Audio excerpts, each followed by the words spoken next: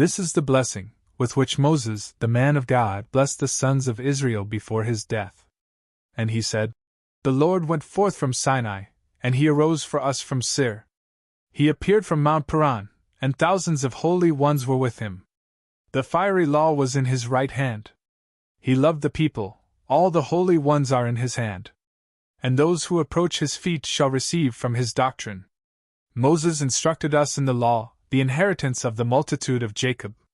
The king shall have great righteousness, at the gathering of the princes of the people with the tribes of Israel. Let Reuben live, and not die, and may he be small in number. This is the blessing of Judah. Hear, O Lord, the voice of Judah, and lead him to his people. His hands shall fight for him, and he shall be his helper against his adversaries.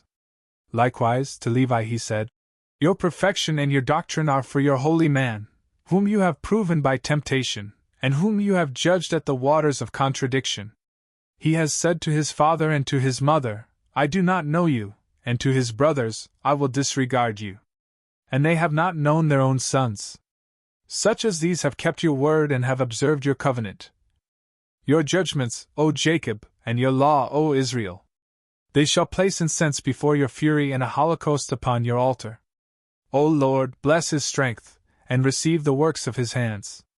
Strike the backs of his enemies, and do not let those who hate him rise up. And to Benjamin he said, The most beloved of the Lord will live confidently in him. He shall remain all day long, as if in a bridal chamber, and he shall rest amid her arms.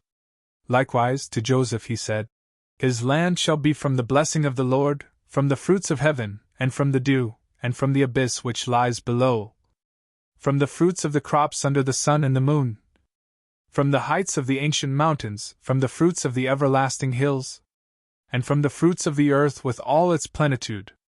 May the blessing of him who appeared in the bush settle upon the head of Joseph, and upon the top of the head of the Nazarite among his brothers. His excellence is like that of a firstborn bull. His horns are like the horns of a rhinoceros. He shall brandish these against the Gentiles, even to the ends of the earth. These are the multitudes of Ephraim, and these the thousands of Manasseh. And to Zebulun he said, Rejoice, O Zebulun, in your departure, and Issachar, in your tabernacles. They shall summon the peoples to the mountain. There they shall immolate the victims of justice, who feed on the flood of the sea, as if on milk, and on the hidden treasures of the sands. And to Gad he said, Blessed is Gad in his breadth. He has rested like a lion, and he has seized the arm and the top of the head.